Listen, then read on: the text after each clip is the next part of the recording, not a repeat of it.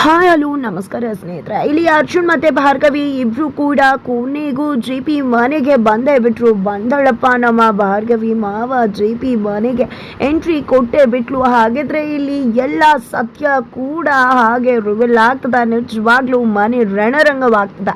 ಹಾಗಿದ್ರೆ ಏನಾಯ್ತು, ಏನ್ ಕತೆ, ಎಲ್ಲವನ್ನ ಕೂಡ ತಿಳ್ಕೊಬೇಕು ಅಂದ್ರೆ ಈಗಲೇ ನಮ್ಮ ಈ ಚಾನಲ್ನ ಸಬ್ಸ್ಕ್ರೈಬ್ ಮಾಡಿ, ಹಾಗೆ ಒಂದು ವಿಡಿಯೋವನ್ನ ಪೂರ್ತಿಯಾಗಿ ನೋಡೋದನ್ನ ಯಾವುದೇ ಕಾರಣಕ್ಕೂ ಕೂಡ ಮರಿಬೇಡಿ. ಇಲ್ಲಿ ಭಾರ್ಗವಿ ಮತ್ತೆ ಅರ್ಜುನ್ ಇಬ್ರು ಕೂಡ ಮದುವೆಯನ್ನ ಯಾರಿಗೂ ಕೂಡ ಗೊತ್ತಾಗದೆ ಆಗ ನೋಡ್ಕೋಬೇಕು ಇನ್ನೂ ಸ್ವಲ್ಪ ದಿನ ಅಂತ ಹೇಳಿ ಯೋಚನೆ ಮಾಡಿದ್ರು. ಆದ್ರೆ ಈ ಒಂದು ವಿಷಯ ಬೃಂದಾಗೆ ಗೊತ್ತಾಗಿದೆ, ತಡ ಮನೆಗೆ ಬಂದಿದೆ, ಭಾರ್ಗವಿ ಮದುವೆ ಆಗಿದ್ದಾಳೆ ಅನ್ನೋ ವಿಷಯವನ್ನ ಮನೆಯವ್ರ ಮುಂದೆ ಕುಲ್ಲ ಔಟ್ ಮಾಡೇ ಬಿಟ್ರು. ಈ ಕಡೆ ಭಾರ್ಗವಿ ನಿಜವಾಗ್ಲೂ ಕೂಡ ತಪ್ಪಿತಸ್ಥಳಾಗಿ ತಲೆ ತಗ್ಗಿಸ್ಬೇಕಾಯ್ತು.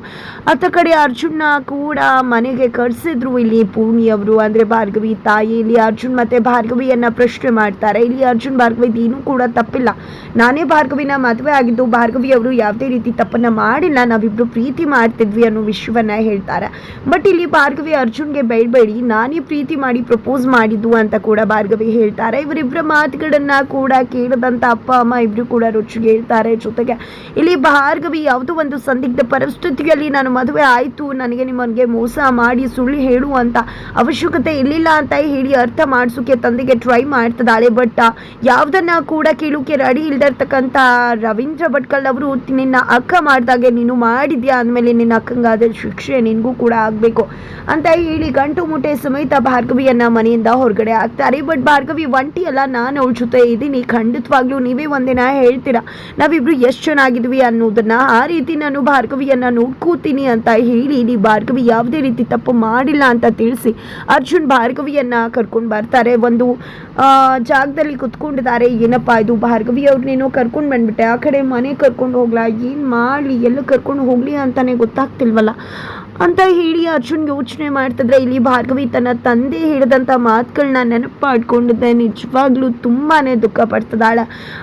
ಈ ಕಡೆ ಅರ್ಜುನ್ ಏನಿದು ಭಾರ್ಗವಿ ಮೇಡಮ್, ನಿಜವಾಗ್ಲೂ ನಾವಿಬ್ರು ಅನ್ಕೊಂಡಿದ್ವಲ್ವ ಮದುವೆ ವಿಷಯ ಯಾರಿಗೂ ಹೇಳಬಾರ್ದು ಅಂತ, ಮತ್ತೆ ಯಾಕೆ ನೀವು ಹೇಳೋಕೆ ಹೋದ್ರಿ ಅಂತ ಕೇಳಿದಾಗ ನಾನು ಎಲ್ಲಿ ಹೇಳಿದೆ, ನನ್ನ ಮದುವೆ ವಿಷಯ ಯಾವ್ದನ್ನ ಕೂಡ ಹೇಳೇ ಇಲ್ಲ, ಇದನ್ನೆಲ್ಲ ಹೇಳಿದ್ದು ನನ್ನ ಅಕ್ಕ ಬಂದು ಅಂತ ಹೇಳಿದಾಗ ಏನು ಮಾತಾಡ್ತಿದ್ರ ಮೇಡಮ್, ನಿಮಗೆ ಅಕ್ಕ ಇದ್ದಾರಾ ಅಂತ ಅರ್ಜುನ್ ಹೇಳ್ತಾರೆ. ಹೌದು ಅಕ್ಕ ಇದ್ದಾಳೆ, ಬಟ್ ಅವಳು ಕಂಡ್ರೆ ನನಗೆ ಸ್ವಲ್ಪ ಕೂಡ ಆಗೋದಿಲ್ಲ, ಅವಳು ಅಂದರೆ ನನಗೆ ಕೋಪ ಬರುತ್ತೆ ಅಂತ ಹೇಳಿದಾಗ ಅವ್ರಿಗೇನಿದೆ ಮೇಡಮ್, ಈ ರೀತಿಯಾಗಿ ಸತ್ಯ ಬಂದು ಹೇಳಿ ಮನೆಯವ್ರ ನೆಮ್ಮದಿ ನಮ್ಮ ನೆಮ್ಮದಿ ಎಲ್ಲ ಹಾಳು ಮಾಡಿದಾರಲ್ಲ, ಮೊದಲು ನಡೀರಿ ಅವ್ರಿಗೆ ಸರಿಯಾಗಿ ಪಾಠ ಕಲಿಸ್ಬೇಕು ಅಂತ ಅರ್ಜುನ್ ಹೇಳಿದಾಗ, ಬೇಡ ಕೊಚ್ಚಿಗೆ ಕಲಿಸಿದ್ರೆ ನಮ್ಮುಖಕ್ಕೆ ಆರೋದು, ಸುಮ್ಮನೆ ಇದ್ಬಿಡು ಅರ್ಜುನ್ ಅಂತ ಹೇಳ್ತಾರೆ.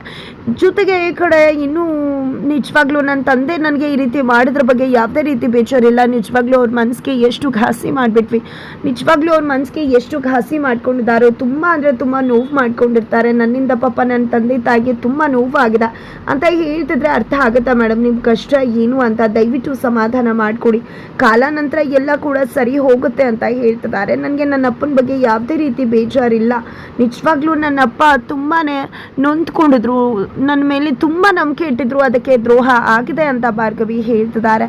ಜೊತೆಗೆ ಅತ್ತ ಕಡೆ ತಂದೆ ಕೂಡ ನನ್ನ ಮಗಳು ಅಂತ ತಲೆ ಮೇಲೆ ಕೂರಿಸ್ಕೊಂಡೆ, ಆದರೆ ನನ್ನ ಮಗಳು ದ್ರೋಹ ಮಗದ್ಬಿಟ್ಲಲ್ಲ ಅಂತ ನೊಂದ್ಕೊತಿದ್ದಾರೆ. ನಾನು ನಿಜವಾಗ್ಲೂ ಒಬ್ಬ ಅಪ್ಪನಾಗಿ ಸರಿಯಾಗಿ ಇಬ್ಬರು ಮಕ್ಕಳನ್ನ ಕೂಡ ಬೆಳೆಸ್ಲಿಲ್ವಾ, ನನ್ನ ಮದುವೆ ಮಾಡೋಕ್ಕಾಗಲ್ಲ ಅಂತ ನನ್ನ ಮಗಳು ಮದುವೆ ಆಗ್ಬಿಟ್ಲ, ಎಂಥ ಕೆಲಸ ಮಾಡಿಬಿಟ್ಲು ಅಂತ ಹೇಳ್ತಿದ್ರೆ, ಏನ್ರಿ ನೀವು ತಪ್ಪೇ ಮಾಡಿಲ್ಲ, ನೀವು ಸರಿಯಾಗಿ ಬೆಳೆಸಿದ್ರ ನಿಮ್ಮ ಮಕ್ಕಳನ್ನ, ಯಾವುದೋ ಒಂದು ಗ್ರಹಚಾರ ಈ ರೀತಿ ನಡೆದಿದೆ, ಅದಕ್ಕೋಸ್ಕರ ಅವ್ರು ಮಾಡಿದ ತಪ್ಪಿಗೆ ನೀವು ಯಾಕೆ ಹೊಣೆ ಹಾಕ್ತಿದ್ದೀರಾ ಅಂತ ಪೂರ್ಣಿಯವರು ಹೇಳ್ತಿದ್ದಾರೆ.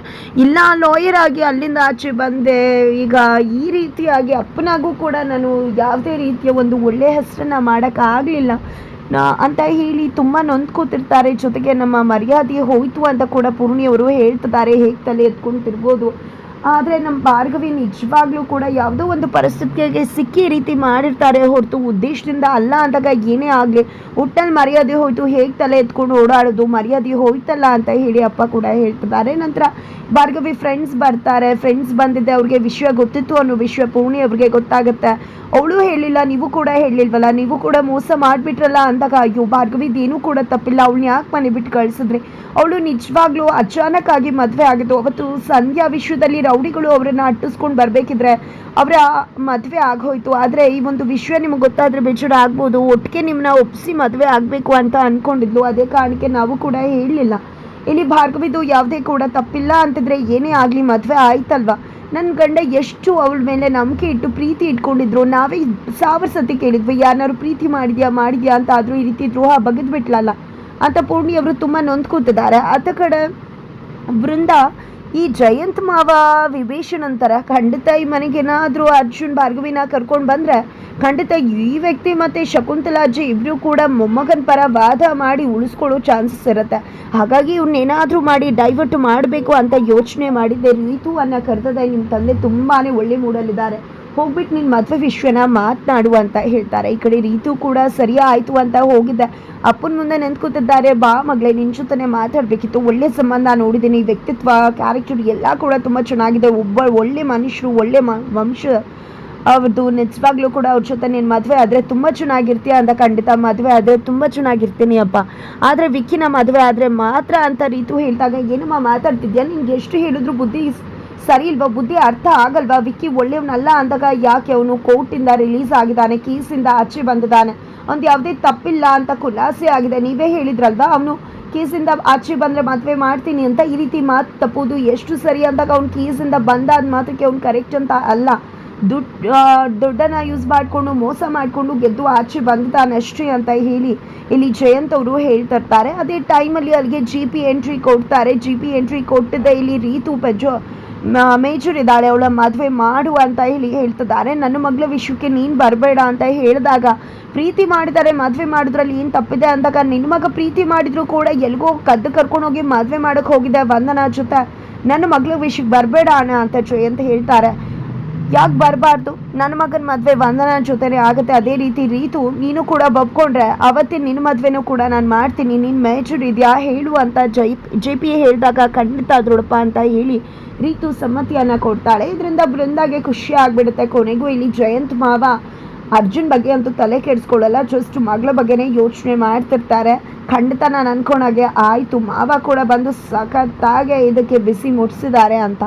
ಆತ ಕಡೆ ಈ ಕಡೆ ಅರ್ಜುನ್ನ ಭಾರ್ಗವಿನ ಕರ್ಕೊಂಡು ಎಲ್ಲಿ ಹೋಗಬೇಕು ಅಂತಿದ್ರೆ, ಭಾರ್ಗವಿ ನಡಿ ಅರ್ಜುನ್ ಮನೆಗೆ ಹೋಗೋಣ, ನಿಮ್ಮ ಮನೆಗೆ ಅಂದಾಗ ನಂಗೆ ಅರ್ಥ ಆಗತ್ತೆ, ನಿನಗೆ ಕಸಬಿಸಿ ಆಗ್ತದೆ ಮನೇಲಿ ವಿಷಯ ಹೇಳಿಲ್ಲ ಅಂತ ಭಾರ್ಗವಿ ಹೇಳಿದಾಗ, ಇಲ್ಲ ಮನೇಲಿ ಅಪ್ಪ ಅಮ್ಮಂಗೆ ಗೊತ್ತಿಲ್ಲ ಅಷ್ಟೇ, ಬೇರೆಯವ್ರಿಗೆ ಗೊತ್ತಿದೆ, ಅಜ್ಜಿ ಮತ್ತು ಅತ್ತಿಗೆಗೆ ಅಂತ ಹೇಳಿದೆ, ಅವ್ರಿಗೆ ಕಾಲ್ ಮಾಡ್ತೀನಿ ಅಂತ ಕಾಲ್ ಮಾಡ್ತಾರೆ. ಕೊನೆಗೂ ಇಲ್ಲಿ ಭಾರ್ಗವಿನ ಕರ್ಕೊಂಡು ಅರ್ಜುನ್ JP ಮನೆಗೆ ಬಂದೇ ಬಿಡ್ತಾರೆ. ಇದು GP ಮನೆ ಅರ್ಜುನ್ ಅಂತ ಹೇಳ್ತಿದ್ರು, ಎಳ್ಕೊಂಡು ಒಳಗಡೆ ಕರ್ಕೊಂಡು ಬರ್ತಿದ್ದಾರೆ. ಅರ್ಜುನ್ ಈ ಕಡೆ ನಿಜವಾಗ್ಲೂ ಶಾಕ್ ಆಗ್ತಿದ್ದಾಳೆ ಭಾರ್ಗವಿ ಮುಂದೆ GP ಪಾಟೀಲ್ ಮಗ ಅರ್ಜುನ್ ಅನ್ನೋ ಸತ್ಯ ಬೈಲಾಗ್ತದೆ. ಇಲ್ಲಿ ಅರ್ಜುನ್ ಪ್ರೀತಿ ಮಾಡಿದ್ದು ಭಾರ್ಗವಿ ಅನ್ನೋ ಸತ್ಯ GP ಮುಂದೆ ಬೈಲಾಗ್ತದೆ.